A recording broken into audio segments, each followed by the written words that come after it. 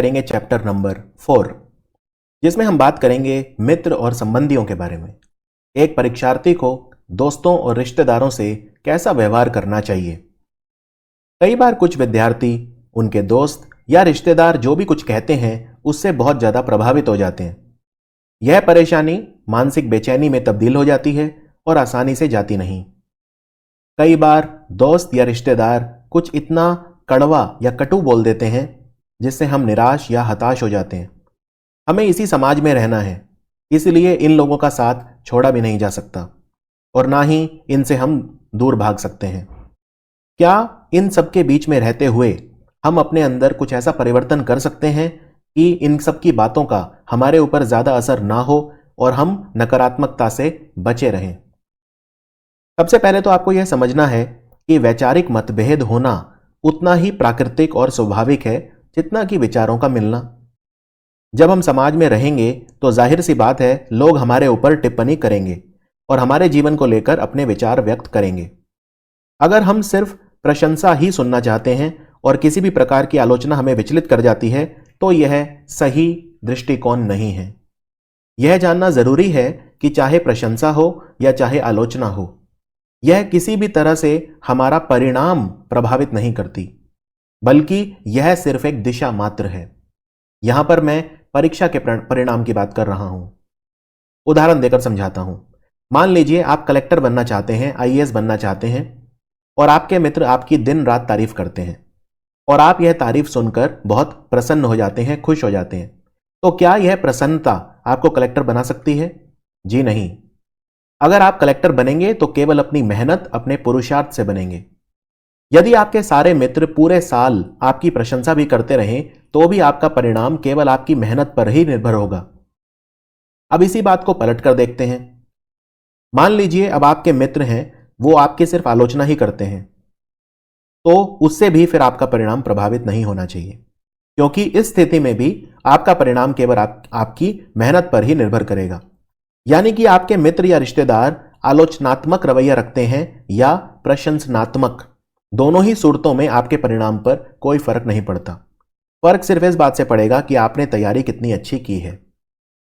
ये एक गलत बात यह होगी कि आप दूसरों की राय को इतना ज्यादा दिल से लगा लें कि आप या तो उनसे व्यक्ति से बात करना बंद कर दें या उससे पूरा नाता तोड़ दें, या फिर उसने जो कहा उसे सोच सोचकर आप परेशान होते रहें और तनाव लें। अगर आपके मित्र और रिश्तेदार नहीं होंगे तो जब आप कल सफल हो जाएंगे तो अपनी सफलता को आप किसके साथ मनाएंगे? अगर आपका कोई आलोचक है या कोई व्यक्ति आपकी बुराई करता है तो उसे चुप कराने का सबसे अच्छा तरीका है खुद अपने कार्य में सफल होना। आलोचकों को हमेशा अपने कर्मों से जवाब देना चाहिए, ना कि उनके मुंह पर कुछ भी बोलकर अपने आप को उन जैसा बनाना चाहिए।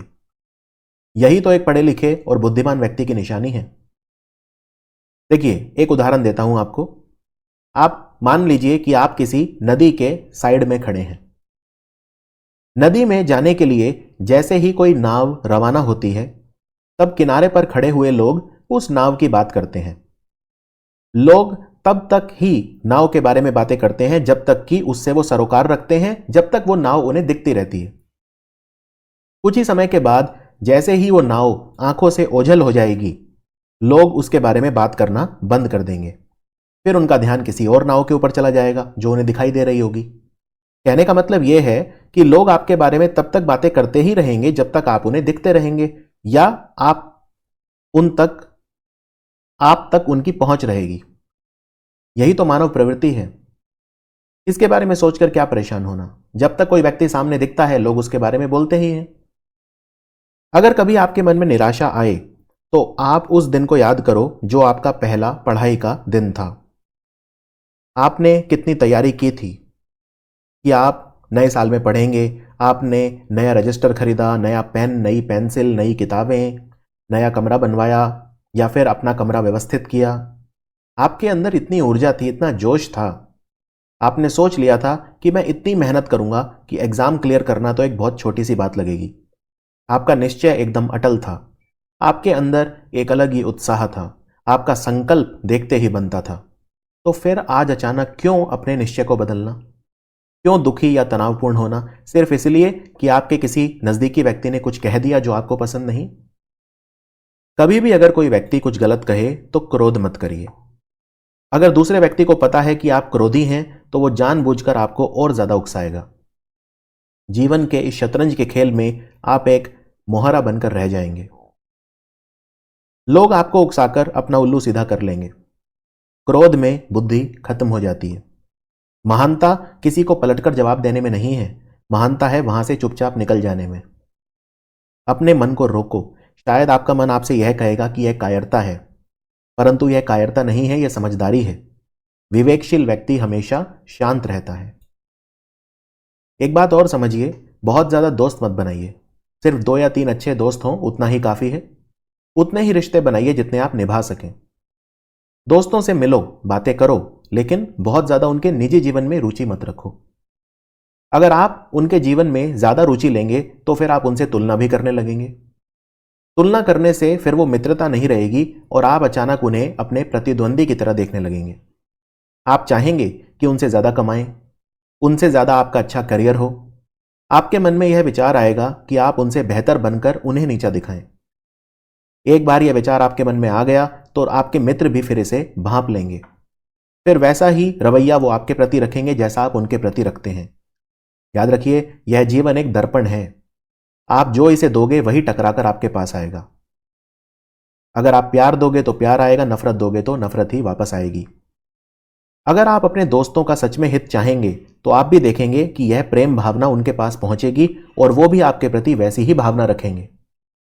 कमी आप में भी हो सकती है। ऐसा भी हो सकता है कि आप उनके साथ वो व्यवहार करते हो जो आपको अपने खुद के लिए पसंद नहीं। अगर मान लीजिए आपके रिश्तेदार आपसे ईर्ष्या करते हैं तो भी विनम्र रहिए। आप जब सफल हो जाएंगे तो वो अपने आप ही महत्वहीन हो जाएंगे। हर समय आप सब लोगों को खुश नहीं रख सकते। ऐसे रिश्तेदार जरूर होंगे जिन्हें आपसे शिकायतें होंगी, चाहे आप दुनिया के सबसे अच्छे इंसान क्यों ना हो। हम सब अलग हैं। किसी को लाल रंग अच्छा लगता है, किसी को नीला। नीले रंग जिस व्यक्ति को अच्छा लगता है उसे लाल रंग की सबसे अच्छी ड्रेस भी पसंद नहीं आएगी। आज आप किसी भी सफल व्यक्ति के बचपन के दोस्तों से बात करिए, ज्यादातर उनमें से आज सफल व्यक्ति की तारीफ करेंगे और ऐसा भी संभव है कि पहले वो सिर्फ उसकी आलोचना ही करते हो। चलिए मान लेते हैं कि वो आज भी आलोचक हैं, तो क्या फर्क पड़ता है? क्या उनकी राय आज मायने रखती है? कौन पूछता है आज उन्हें? कौन जानना चाहता है कि वो क्या सोचते हैं? मान लीजिए आप सचिन तेंदुलकर या विराट कोहली, जो आज बहुत सफल हैं, आप उनके दोस्तों से अगर बातें करें तो वो उनके बारे में सब अच्छा बोलेंगे, उनके बचपन के जो मित्र हैं। लेकिन यह भी तो हो सकता है कि उनका कोई दोस्त उनसे बचपन में चिढ़ता हो या आज चिढ़ता हो, कुंठा और ईर्ष्या में मरा जाता हो। पर कोई बात नहीं, कौन पूछता है कि वो क्या सोचता है? सफलता का एक अपना अलग ही रुतबा होता है, एक अलग ही प्रकाश होता है, अलग ही ओहदा होता है। अगर आलोचकों को महत्वहीन करना है तो सफल हो जाओ, वो अपने आप निष्क्रिय और महत्वहीन हो जाएंगे। क्या हमेशा निंदा को हमें अनसुना कर देना चाहिए? नहीं। देखिए, निंदा 2 तरह की होती है। एक वह जो वास्तव में आपकी कोई कमी उजागर करे तो उसे तुरंत अपना लो और वह अपने आप को और प्रबुद्ध बनाओ। बेसिकली ऐसी निंदा आपको यह अवसर देगी कि आप अपने व्यक्तित्व को निखार सको और अपनी कमियों को दूर कर सको। दूसरी निंदा वह होती है जो हमेशा आपको नीचा दिखाने के लिए होती है, जो सिर्फ आपको हतोत्साहित करती है और आप में हीन भावना पैदा करती है। दोनों तरह की निंदा में आपको फर्क करना आना चाहिए। दूसरे तरह की निंदा जो करते हैं उनसे थोड़ी दूरी बनाओ या फिर सुनकर अनसुना कर दो। कई बार ऐसा भी होगा कि आपके पास समय कम होगा, आप पढ़ाई में इतने मस्त होंगे। आपके पास 2 विकल्प होंगे कि मित्रों को समय दो या पढ़ाई कर लो। हो सकता है आप अपने लक्ष्य पर इतने ज्यादा केंद्रित हो जाएं कि आप दोस्तों को समय ही ना दे पाएं। इसमें कुछ गलत नहीं। आप उन्हें समझा दीजिए कि आप उनके किसी इवेंट में नहीं आ सकते, आपकी परीक्षा है। अगर वह आपको खुदगर्ज या स्वार्थी समझें तो उसकी परवाह मत करिए। अगर वास्तव में वह आपका अच्छा सोचते हैं तो वो समझ जाएंगे कि आपका करियर आपके लिए कितना महत्वपूर्ण है और वो फिर बार बार जिद नहीं करेंगे या आपसे कुछ ऐसा नहीं मांगेंगे जो आप अभी उन्हें देने में सक्षम नहीं हैं। मित्र की आड़ में जो आपसे जलने वाले होंगे वो आपको भला बुरा कहेंगे और आपको प्रभावित करने की कोशिश करेंगे। ऐसे में सावधान हो जाइए और अपने निश्चय पर अटल रहिए। आप स्वार्थी नहीं हैं, सिर्फ स्व केंद्रित हैं। दोनों में फर्क है।